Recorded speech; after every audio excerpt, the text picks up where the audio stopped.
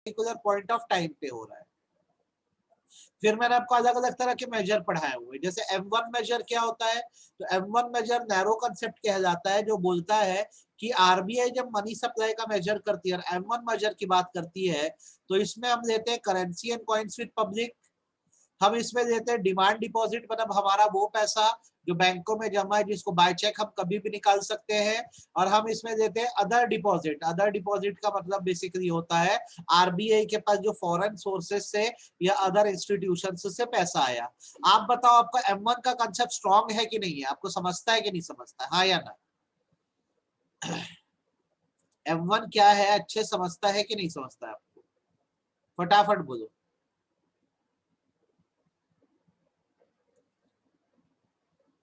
तो M1 का मैंने देखो आपको नोट से पूरा एक्सप्लेनेशन दे दिया है। सीसी मतलब currency and coin with public है, मतलब वो नोट सिक्के जो सर्कुलेशन में है, ठीक है।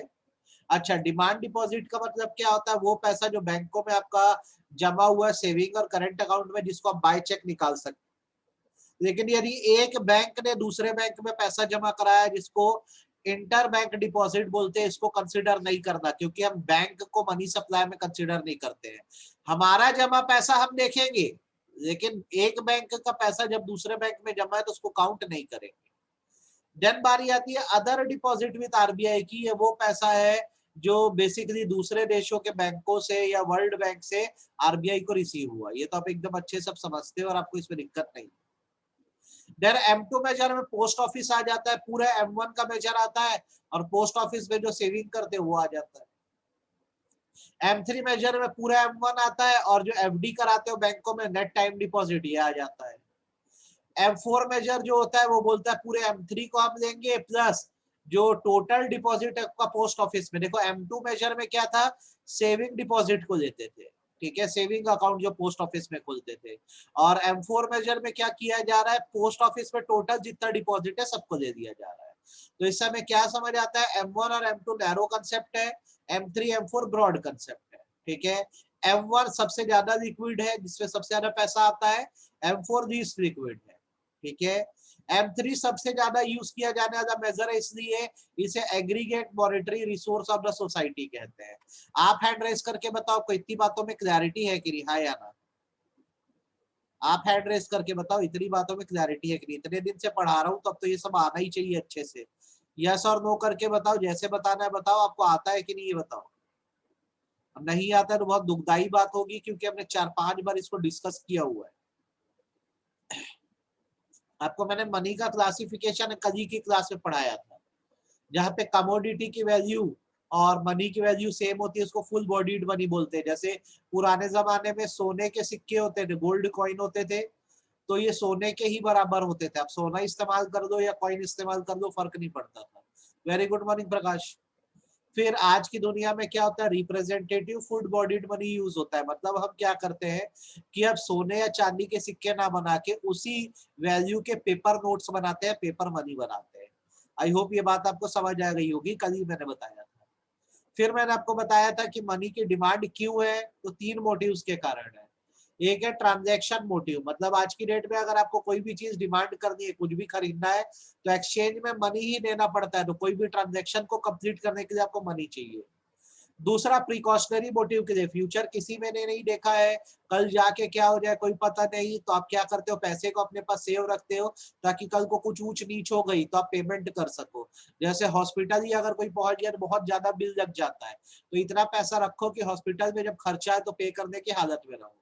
और तीसरा स्पेकुलेटिव मोटिव रहता है, मतलब ये है कि कई लोग पैसे को रख के कमाना चाहते हैं, तो क्या करते हैं, पैसे को स्टोर कर देते हैं किसी एसेट के फॉर्म में, ठीक है। अब इसमें क्या होता है, जब उस एसेट की वैल्यू बढ़ती है तो फिर वो क्या करते हैं, उसको बेच देते हैं। जैसे बहुत सारे लोगों की आदत होती है, वो शेयर खरीद लेते हैं और वेट करते हैं कि कब शेयर का प्राइस राइज होगा, जब राइज होगा तब ये उस शेयर को क्या कर देंगे, सेल कर देंगे। तो 3 मोटिव, अगर कोई भी ट्रांजेक्शन करना है तो मनी चाहिए। फ्यूचर की संभावनाओं से या खतरों से बचने के लिए मनी चाहिए, तो प्रिकॉशनरी मोटिव। और आप पैसे से कमा भी सकते हो स्पेकुलेशन करके, मतलब आज खरीद के रख लो, कल रेट बढ़ेगा तो बेच देना। आपको इतनी बात समझ आई थी कि नहीं, हाँ या ना ये बताओ, ये हमारा पढ़ा हुआ है, ये सब आपको समझ आया था? कुछ ऐसा है जो मैं रिपीट कर दूं, बोलो। कुछ ऐसा है जो मुझे अनुष्का, आदित्य, अमन, अजीजा, दीपेश, दिव्या, ईशिता, जिया, करण, खुशी, किशोर, आपको बताओ कोई ऐसा पॉइंट है जो दोबारा समझना हो जो नहीं समझता है? ठीक, आज इसमें एक नया कंसेप्ट कर दो और फिर क्वेश्चन आंसर बनाओ इसका। ठीक है, कई बार अलग से क्वेश्चन आता है, what are the contingent function of money, और ये 4 नंबर का क्वेश्चन आता है। देखो मेन फंक्शन मनी के आपने ऊपर पढ़ दिए, मनी के मेन फंक्शन आपने ऊपर पढ़ दिए हैं। ठीक है, क्या क्या फंक्शन पढ़े हो मनी के, कि मनी मीडियम ऑफ एक्सचेंज है, मेजर ऑफ वैल्यू है, ये प्राइमरी फंक्शन है। Money standard for deferred payment और स्टोर ऑफ वैल्यू है, ये सेकेंडरी फंक्शन है, आपने ये पढ़ा हुआ है। ठीक है, कंटीजेंट फंक्शन जो होते हैं ना बेटा, वो एडिशनल फंक्शंस को कहते हैं। कि अगर आपसे पूछ लिया जाए मनी के एडिशनल फंक्शंस क्या हैं, तो आप क्या जवाब दोगे? तो मैं आपको हर एक एडिशनल फंक्शन समझा रहा हूं, आप केवल नोट्स में इसको पढ़ लेना तो आपको बहुत अच्छे समझ आएगा। पैसों का यूज कहाँ कहाँ आता है? तो सबसे पहला हमारे देश में नेशनल इनकम जब डिस्ट्रीब्यूट करने की बारी आती है,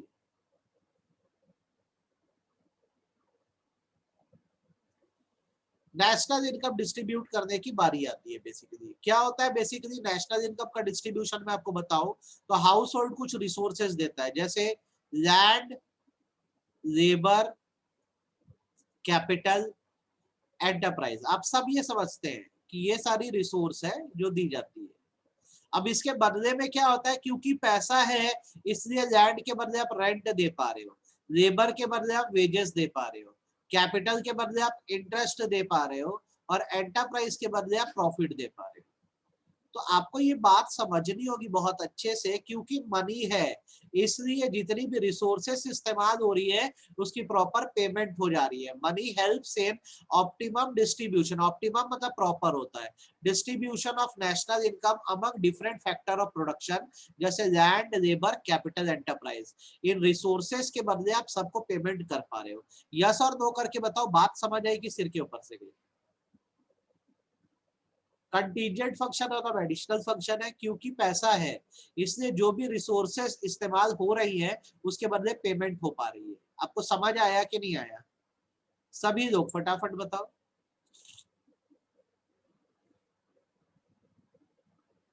क्लियर है?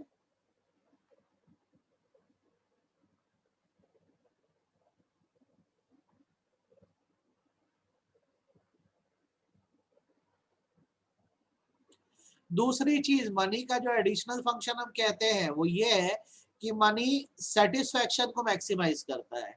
किस तरह से करता है? कि आज की डेट में आप देखेंगे तो कोई भी जो कमोडिटी, आज की डेट में अगर आप बोलेंगे कोई भी कमोडिटी है तो इसके एक्सचेंज में आप क्या पे करते हैं? मनी ही तो पे करते हैं। तो जितना पैसा आपके पास होता है उस हिसाब से आप सामान खरीद पाते हो और कमोडिटी खरीद पाते हो, और जितनी अच्छी कमोडिटी आप खरीदोगे उतना ज्यादा ही आपकी वांट क्या होती जाएगी? सेटिस्फाई होती जाएगी। तो मनी का कंटीजेंट फंक्शन बेसिकली ये होता है, सेकंड वाला, कि मनी को गुड्स के एक्सचेंज में, कमोडिटी के एक्सचेंज में दिया जाता है। तो यदि आपके पास पैसे होते हैं तो आप अपनी वांट्स और नीड को सेटिस्फाई करने के लिए जो चाहे वो सामान खरीद सकते हो। ईमानदारी से बताओ, ये बात समझ आई कि सिर के ऊपर से गई? ईमानदारी से बताओ, बात समझ आई कि सिर के ऊपर से गई? बोलो फटाफट। दो contingent function, contingent function number 1 कि जितनी भी फैक्टर्स ऑफ प्रोडक्शन या रिसोर्सेस उसकी पेमेंट कर पा रहे हो। नंबर 2, क्योंकि कोई भी कमोडिटी आप पैसों के एक्सचेंज में ही खरीदते हो तो पैसा होने से आप अपनी नीड्स को और वांट्स को मैक्सिमम रूप से सेटिस्फाई कर पाते हो। क्योंकि आपके पास पैसा है इसलिए आप सामान खरीद पा रहे हो। ये एक एडिशनल फंक्शन है मनी का। ठीक है, पैसा नहीं होता तो सामान नहीं खरीद पाते तो सेटिस्फेक्शन कैसे मिलती? आज पैसे है तो जाके डोसा खा लूंगा तो मुझे भूख लगी थी तो मुझे सेटिस्फेक्शन मिल जाएगी, that's it. Then money credit creation के काम आता है। क्रेडिट क्रिएशन मतलब होता है लोन पर्पस के काम आता है।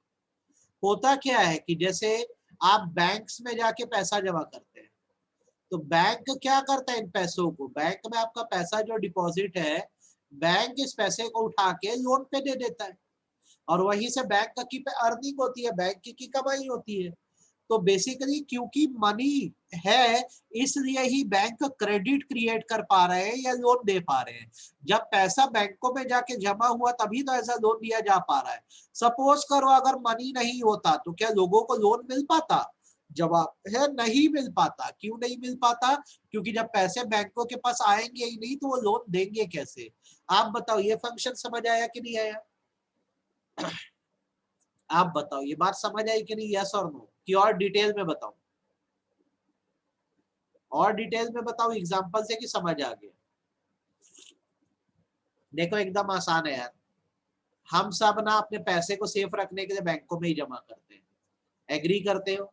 अब बैंक जो हमारा पैसा ले देता है पूरा और उसको उठा के ना लोन पे दे देता है, और यही बैंक की अर्निंग का मेन जरिया या मेन सोर्स है।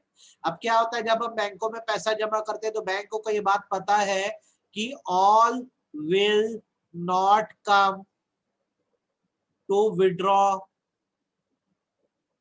Eight same time. सब लोग एक टाइम पे पैसा निकालने नहीं आएंगे। तो कभी जिसको लोन दिया वहां से वापसी होती है तो जो मांगने आता है पैसा उसको दे दिया जाता है। याद रखना आपके अकाउंट में जो आपका बैलेंस दिख रहा है वो केवल एक फिगर भर है।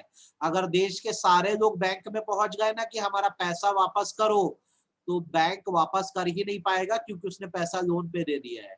तो बैंक भी ये बात समझता है कि लोगों ने जो पैसा जमा किया है कोई भी एक साथ निकालने नहीं आएगा, अलग अलग टाइम पे आएगा। इसलिए लोग क्या करते हैं, जो बैंक है वो पैसा आपको दे पा रहा है, आप विड्रॉ कर पा रहे हो। अगर सारे लोग एक साथ पहुंच गए ना पैसा निकालने के लिए, तो बैंक की हालत नहीं है कि वो आपको पैसा दे पाए। तो फिलहाल मैं आपको ये बताना चाहता हूं कि आप जब मनी को बैंक में डिपॉजिट करते हो तो बैंक उसी से क्रेडिट क्रिएट करता है, मतलब लोगों को लोन देने का काम करता है। देन मनी जो है कैपिटल की प्रोडक्टिविटी बढ़ाता है। प्रोडक्टिविटी बढ़ाने का मतलब यह है कि आज की डेट में आपको कोई भी एसेट खरीदनी है, आपको कोई भी एसेट खरीदनी है तो आपको मनी का ही इस्तेमाल करना होगा। आज आप एक बिजनेस शुरू करते हो, ठीक है, तो बिजनेस में आपको मनी ही इन्वेस्ट करना होगा। जब ये मनी इन्वेस्ट होगा तो ये कैपिटल कहलाएगा, और बेसिकली जब ये कैपिटल आपके बिजनेस में आता है तभी आप इससे एसेट्स खरीद के अपने बिजनेस को अच्छे से चला पाते हो। तो भाई पैसा है इसलिए कैपिटल की प्रोडक्टिविटी है। प्रोडक्टिविटी होने का मतलब यूज है। जब तक बिजनेस में पैसा आएगा नहीं, एसेट्स खरीदोगे कैसे? तो ये माना जाता है कि मनी के होने से बिजनेस करना आसान हो जाता है। चलिए रिपीट करते हैं। कंटीजेंट फंक्शन नंबर 1 क्या है? नेशनल इनकम में जो फैक्टर ऑफ प्रोडक्शन है उनकी पेमेंट करने में मनी ही काम आता है। दूसरा, मनी से गुड्स खरीद के आप अपनी नीड्स और वांट्स को सेटिस्फाई कर सकते हो। तीसरा, बैंक लोन दे पाता है। और चौथी बात यह है कि बिजनेस स्मूथली चल पाता है क्योंकि कैपिटल को प्रोडक्टिविटी मिलती है। मतलब यह है कि जब वो पैसा बिजनेस में लगता है तो आप उससे बहुत आराम से एसेट खरीद पाते हो। और लास्ट, जब तक आपके पास पैसा है तब तक आप सॉल्वेंट माने जाओगे, आप कंगाल नहीं होगे। मेरे कितनी भी लाइबिलिटीज या कर्जे क्यों ना हो, ठीक है, मेरे कितनी भी लाइबिलिटीज या कर्जे क्यों ना हो, आपको क्या करना है? ये प्रिंसिपल मैम है कि कोई स्टूडेंट शरारत कर रहा है, पहले तो ये क्लैरिफाई करो। अगर ये है तो ये बहुत गलत बात है यार। अब आप टीचरों की रिस्पेक्ट नहीं कर रहे हो, वो भी अच्छे से मैसेज लिखो यार, स्पेलिंग मिस्टेक है उसमें, बताओ। बहुत खराब बात है ये। देखिए, तो बेसिकली हिसाब ऐसा होता है कि आपके कितने भी कर्जे हो फर्क नहीं पड़ता, जब तक आपके पास मनी है, पैसा है, ये गारंटी है कि आप सॉल्वेंट हो। सॉल्वेंट होने का मतलब बेसिकली ये है कि आप कंगाल नहीं हो। जैसे आज मेरा कर्जा मान लो 1 लाख रुपए का है, लेकिन मेरे जेब में अगर 10 लाख रुपए, तो कहीं कोई इशू नहीं है। जब बोलोगे तब पेमेंट कर देंगे, यार 1 ही लाख की तो बात है। तो पैसा होने से ना एक गारंटी रहती है कि आप कंगाल नहीं हो रहे हो, बैंकक्रप्ट नहीं हो रहे हो। मेरी बात समझ आई कि नहीं आई, ये बताओ।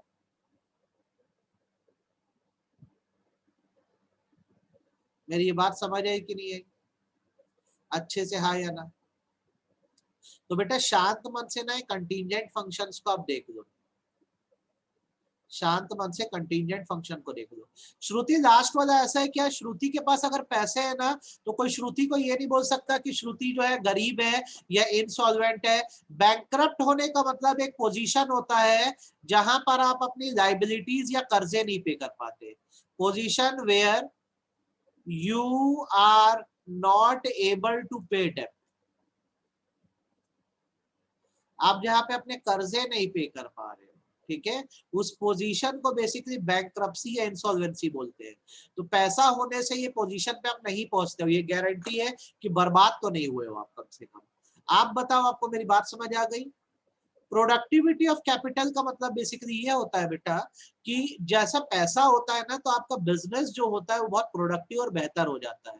क्या हो जाता है, मनी आने से, मनी आप जान के मानते हो कि मोस्ट लिक्विड एसेट है, मतलब हमेशा ही आपके पास अवेलेबल होगा, तो आप इससे कोई भी यूज कर सकते हो। आप कोई मशीन खरीद सकते हो, आप लेबर ला सकते हो, कुछ भी कर सकते हो। तो बेसिकली पैसा है इसलिए बिजनेस करना आसान है, पैसा नहीं होता तो बिजनेस करना आसान नहीं होता। और बताओ कोई ऐसा पॉइंट जो नहीं समझ आया? और बताओ कोई ऐसा पॉइंट जो नहीं समझ आया?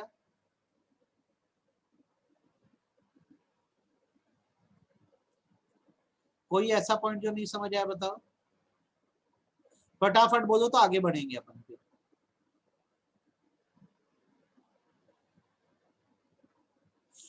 क्लैरिटी है?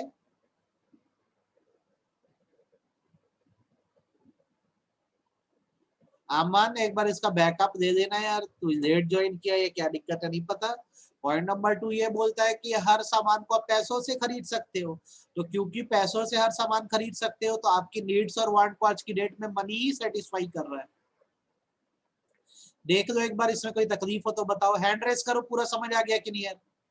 हैंड रेस करो, समझ आ गया कि नहीं आया?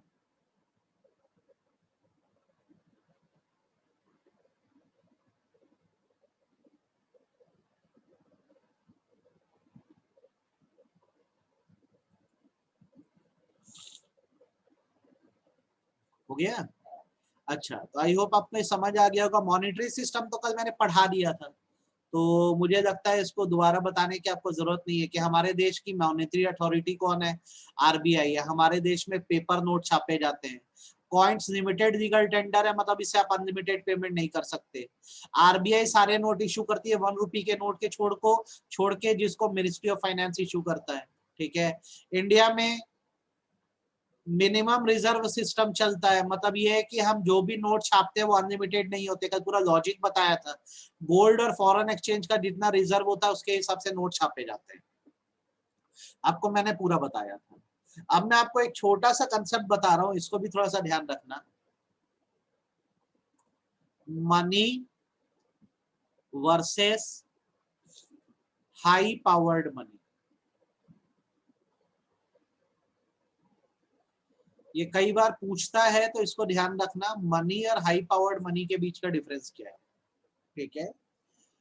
मनी का मतलब होता है, रिफर्स टू, आप सब जानते हो, currency and coins with public. वो करेंसी और कॉइन जो पब्लिक के पास है वो मनी है। ये बात समझते हो कि नहीं, हाँ या ना बताओ? ये बात समझते हो कि नहीं?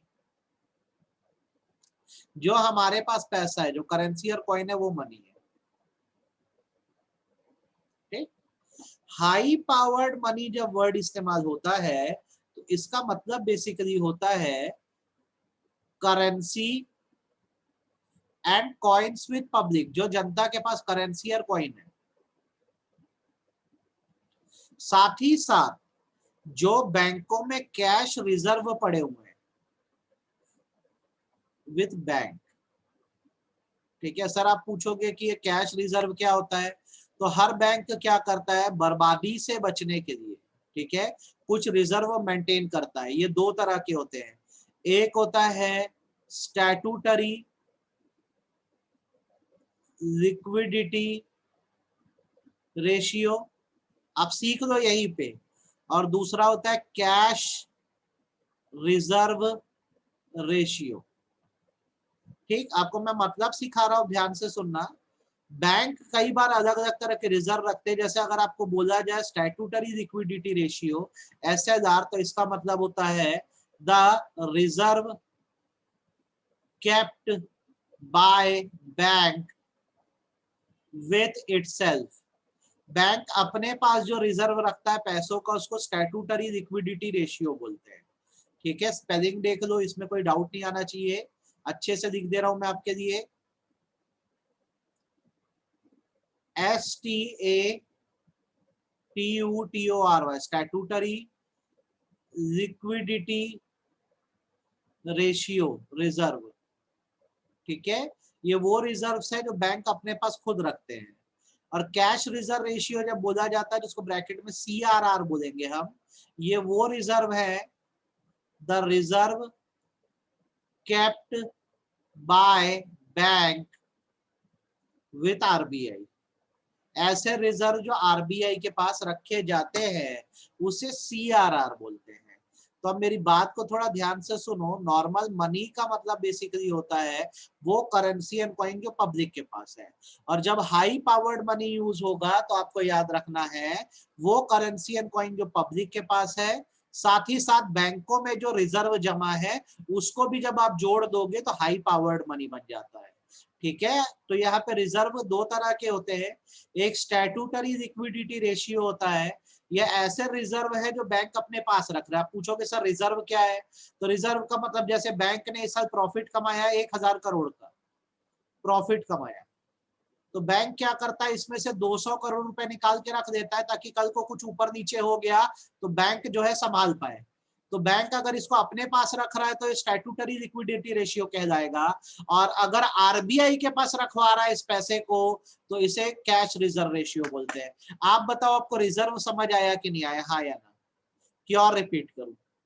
आपको रिजर्व समझ आया कि नहीं आया, कि और रिपीट करूं? फटाफट बोलो, सभी लोग फटाफट बताओ। बेटा हाई पावर्ड मनी का मतलब होता है वो पैसा जो पब्लिक के पास है, ठीक है, प्लस वो पैसा जो एज अ रिजर्व बैंक अपने पास रख रहे हैं। नॉर्मली हम क्या पढ़ते हैं, अपने देश की मनी सप्लाई में बैंकों को नहीं जोड़ते हैं, ठीक है, लेकिन जब हाई पावर्ड मनी का कंसेप्ट आएगा, याद रखना, तो इसका मतलब ये पैसा होगा जो पब्लिक के पास है प्लस बैंकों में जो कैश रिजर्व जमा है। अब अगर बैंक ने इस पैसे को अपने पास रखा है तो इसे स्टैट्यूटरी लिक्विडिटी रेशियो बोलेंगे, और अगर यही बैंक इन पैसों को उठाकर RBI के पास रखवा देते, रिजर्व बैंक ऑफ इंडिया के पास रखवा देते हैं, तो इसे कैश रिजर्व रेशियो बोलते हैं। तो आपसे अगर क्वेश्चन आ गया कि हाई पावर्ड मनी में क्या क्या आता है, हाई पावर्ड मनी में क्या क्या आता है, तो आप बोलोगे currency and coins with public, जो जनता के पास करेंसी एंड कॉइन है, और दूसरा बोलोगे कैश रिजर्व विद बैंक, बैंकों में जो रिजर्व पड़ा है जिसको बैंक किसी कंटीजेंसी में इस्तेमाल करेगी। यह हाई पावर्ड मनी का कंसेप्ट होगा। आप बताओ, आपको बात समझ आई कि सिर के ऊपर से गई? क्लैरिटी है सभी लोगों को कि घन चक्कर हो गए, चकरा गए?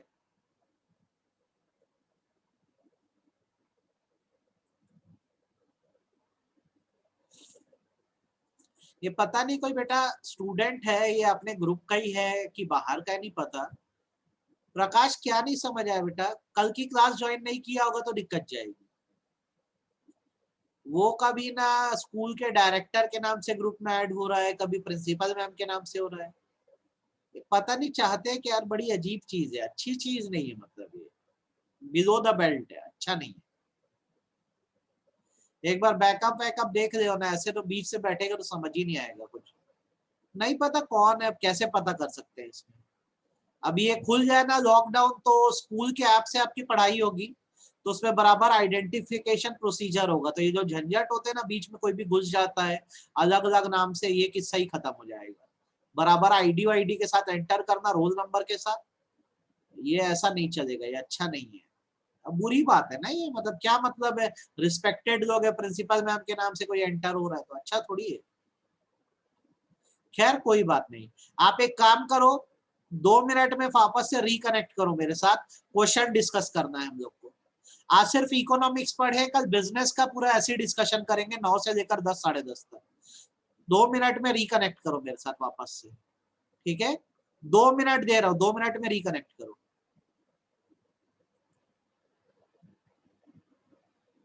हाँ प्रिंसिपल मैम आती है, पर समझ आ जाता है ना कब आ रही है कब नहीं आ रही। कई बार ये नालायक बच्चे भी आ जाते हैं कोई ऐसे उनके नाम से।